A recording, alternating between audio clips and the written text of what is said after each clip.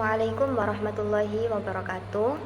Kepada yang terhormat Bapak Muhammad Syarif, MPDI, selaku dosen pengampu mata kuliah pengembangan materi Al-Quran Hadis. Di sini saya akan menjawab materi ujian tengah semester pada soal nomor 3, yaitu buatlah sebuah video narasi tentang metode para ulama dalam menentukan sahih atau tidaknya sebuah hadis. Jadi untuk pertama saya akan memaparkan apa itu hadis. Hadis adalah perbuatan, perkataan, dan ketetapan Nabi Muhammad yang mana menjadi sumber hukum Islam kedua setelah Al-Quran. Dengan jarak waktu yang panjang antara masa Nabi dan masa pembukuan hadis, maka seringkali muncul pertanyaan, yaitu bagaimana para ulama ini memastikan keaslian riwayat yang kita terima hingga hari ini. Jadi para ulama atau muhaddisin ini mengembangkan sebuah metodologi ilmiah yang sistematis dan juga sangat ketat yang kita kenal sebagai ulumul hadis, yaitu merupakan penyaringan berlapis untuk menjaga kemurnian ajaran Nabi Muhammad. Hadis ini dapat dinyatakan sahih apabila memenuhi 5 kriteria utama yang telah disepakati para ulama. 3 di antaranya harus terpenuhi secara positif, sementara 2 lainnya harus tidak ditemukan pada hadis tersebut. Apa saja di antara kelima itu tadi? Yang pertama yaitu adalah sanad yang bersambung, atau namanya ittisal al-sanad. Jadi setiap perawi dalam rantai periwayatan itu harus terbukti menerima hadis dari perawi sebelumnya yang hidup sezaman dengannya hingga kembali kepada Nabi. Para ulama di sini mempelajari sejarah masing-masing perawi untuk memastikan tidak ada rantai yang terputus atau cacat.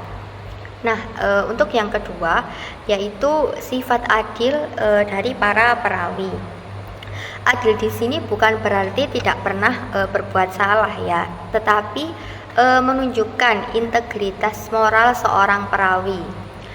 Apa integritas moral seorang perawi itu? Yang pastinya yaitu seorang perawi muslim yang terpercaya, jujur, dan juga menjaga kehormatan diri, serta tidak melakukan dosa besar atau hal-hal yang merusak reputasinya. Yang ketiga yaitu ketelitian atau kekuatan hafalan seorang perawi, atau kita biasa menyebutnya sebagai dhobit. Nah, selain memiliki akhlak yang baik, perawi itu juga harus memiliki kemampuan menghafal yang akurat. Jadi para ulama itu menguji hal ini dengan membandingkan riwayat perawi tersebut dengan riwayat perawi lain yang meriwayatkan hadis serupa. Baru masuk syarat keempat, yaitu terhindar dari kejanggalan atau syadz.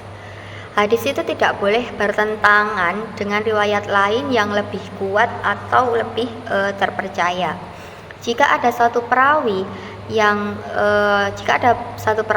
sahih meriwayatkan sesuatu yang bertentangan dengan mayoritas perawi lain, maka riwayat tersebut dianggap janggal.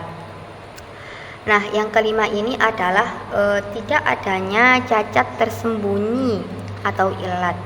Ini adalah jenis cacat yang sangat halus sehingga tidak terlihat pada pandangan yang pertama. Namun setelah dilakukan penelitian mendalam, ditemukan adanya kesalahan atau ketidakcocokan baik pada sanad maupun matannya.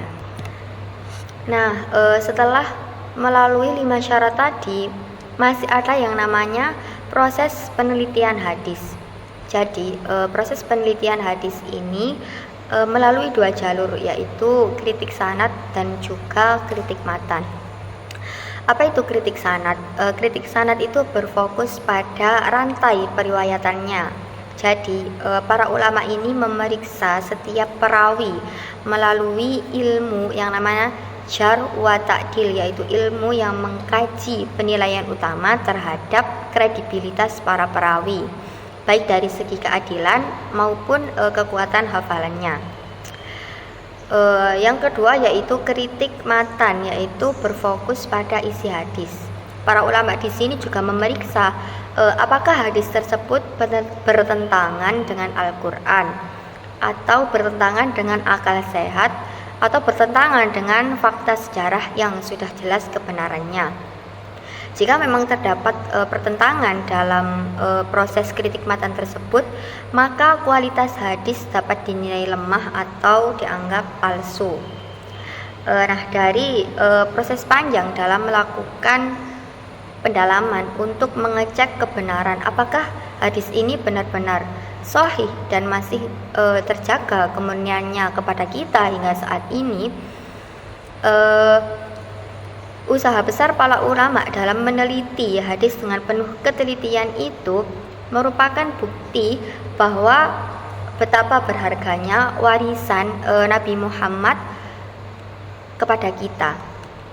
Jadi berkat kerja keras mereka sampai hari ini kita dapat menjalankan ajaran ini dengan keyakinan yang baik, dan mengetahui bahwa apa yang kita ikuti itu bersumber dari petunjuk yang terjaga dan juga dapat dipercaya.